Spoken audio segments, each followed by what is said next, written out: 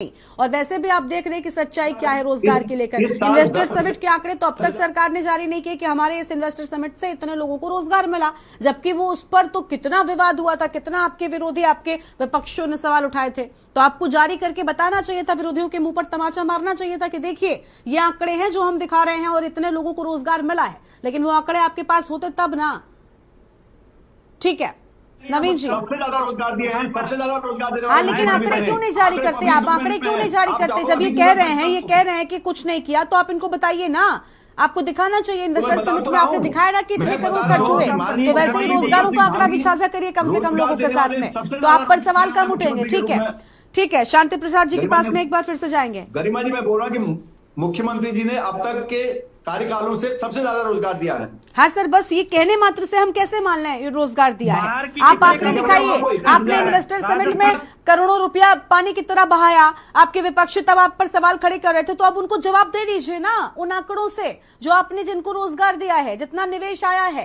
क्योंकि उस दौरान तो हजारों करोड़ के एमओयू साइन हो रहे थे, लेकिन उन कंपनियों में आज तक कितने लोगों को उत्तराखंड की नौकरी मिली, ये बड़ी बात है।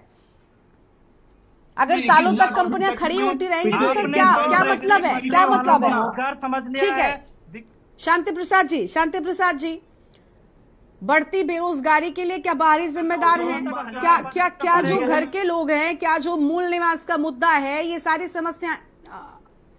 शांति प्रसाद जी, आपको आवाज नहीं मिल रही है?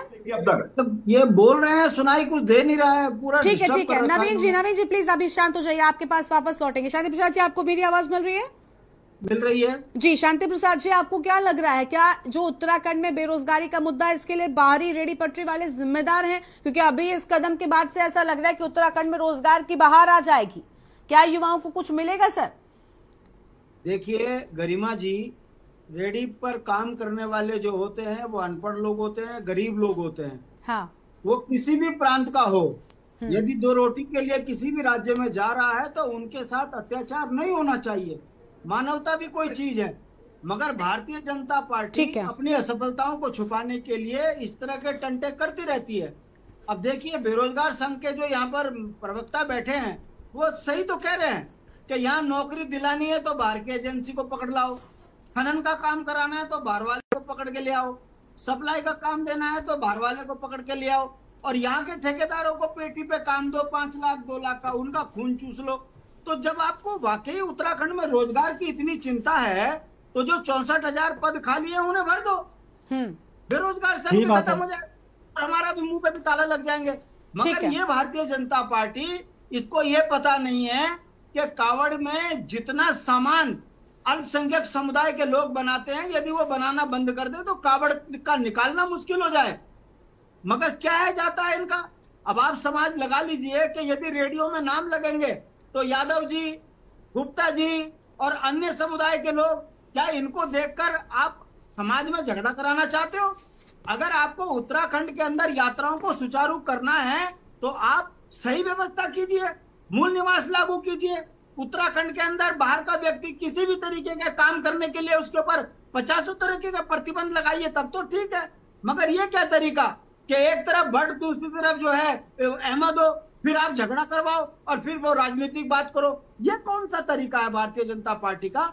और जो कोठारी जी कह रहे हैं, मैं पूछना चाहता हूं, उत्तराखंड में बीटेक, एमटेक, एमफिल, पीएचडी लोग जो हैं, क्या अब वो रेडी लगाएंगे? ये कैसी भारतीय जनता पार्टी है भाई, कि पढ़े लिखों को रोजगार देने में तो नाकाम है।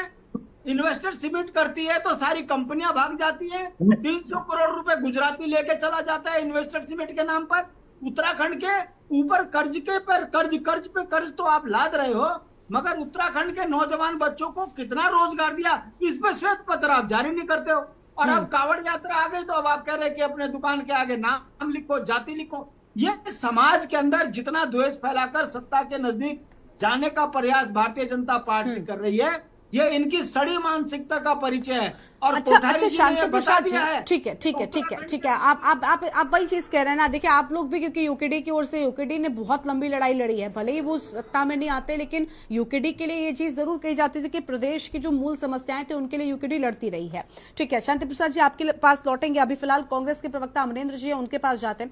अमरेंद्र जी, देखिए यूकेडी भी वही चीज कह रही है कि इससे कोई फर्क नहीं पड़ने वाला है, और सबसे बड़ी बात यह कि जो रेडी पटरी वाली का मुद्दा अभी बीजेपी की ओर से उठाया गया, जो बयान सामने आया, क्या लग रहा है, ये रोजगार को ध्यान में रखते हुए उठाया गया है, या फिर कांवड़ियों का जो मुद्दा पहले से चल रहा था नेम प्लेट वाला, उसको ये सिर्फ एक कदम और आगे बढ़ाने के लिए ये कदम उठाया गया है, ये जो रेडी पटरी वालों के, क्योंकि मूल निवास के लिए यही तो कहीं ना कहीं शुरुआत अगर उस मुद्दे के लिए यहां से होती तो बेहतर था कि भाई मूल निवासियों को जो है उनका अधिकार नहीं मिल रहा, वो भी तो लंबे वक्त से लड़ाई लड़ रहे हैं, कितनी रैलियां, कितने सारे संघर्ष उनकी ओर से किए जाते हैं, मगर उनके लिए तो एक इतना सभी एफर्ट सरकार की ओर से नहीं लिया जा रहा है ना।